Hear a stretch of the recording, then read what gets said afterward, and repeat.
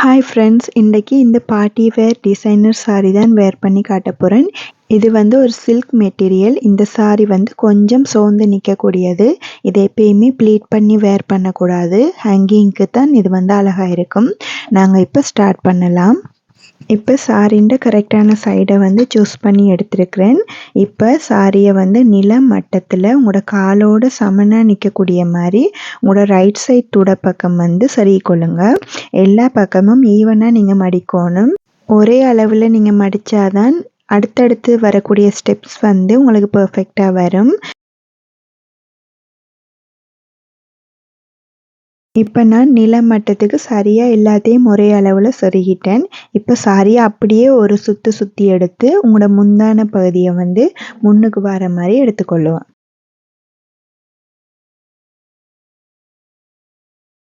இப்போ ஷோல்டரில் வந்து நாங்கள் முந்தான பீஸை பின் பண்ண போகிறோம். பின் பண்ண முதல் ஷோல்டரில் லென்த்தில் இருந்து நிலத்துக்கு கொஞ்சம் மேலே வர்ற மாதிரி பின் பண்ணிக்கொள்ளுங்க. நிலத்தில் வந்து இந்த முந்தான பகுதியும் தேயக்கூடாது. நான் முதல்ல மெஷர்மெண்ட்டில் கூட இந்த மெத்தட் காட்டியிருப்பேன். கணக்காக உங்களுக்கு கம்ஃபர்டபுளாக பின் பண்ணிக்கொள்ளுங்க. இப்போ எங்களுக்கு வலது பக்கம் அப்படியே நாங்கள் வந்து சுற்றி எடுக்க போகிறோம். இந்த மாதிரிக்கு நீங்கள் நல்லா இழுத்து கொள்ளுங்க. முந்தானையை இழுத்துட்டு அப்படியே பின்னுக்கால கொண்டு உங்களோட சைட் பின் வந்து ஹிப்புக்கு பண்ண போகிறோம். இப்போ அதை எடுத்து நான் வந்து பின் பண்ணி காட்டுறேன்.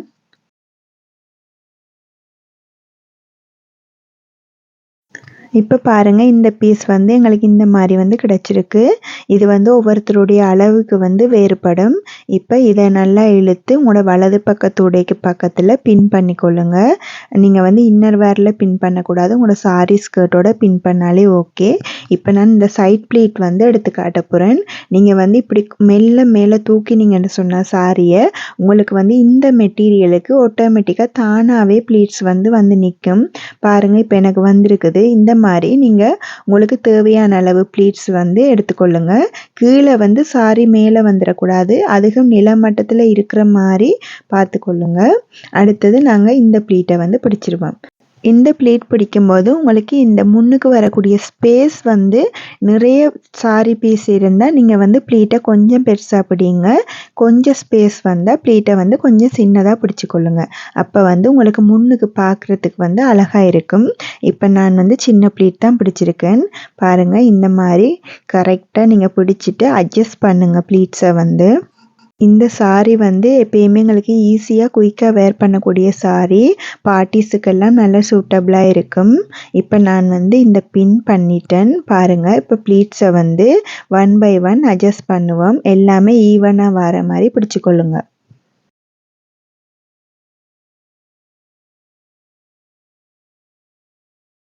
இப்போ நான் பிடிச்சிட்டேன். இந்த ப்ளீட்டில் ஒரு முக்கியமான விஷயம், நிறைய பேர் காலிலெல்லாம் மிதிப்படுற மாதிரி செருகுவீங்க.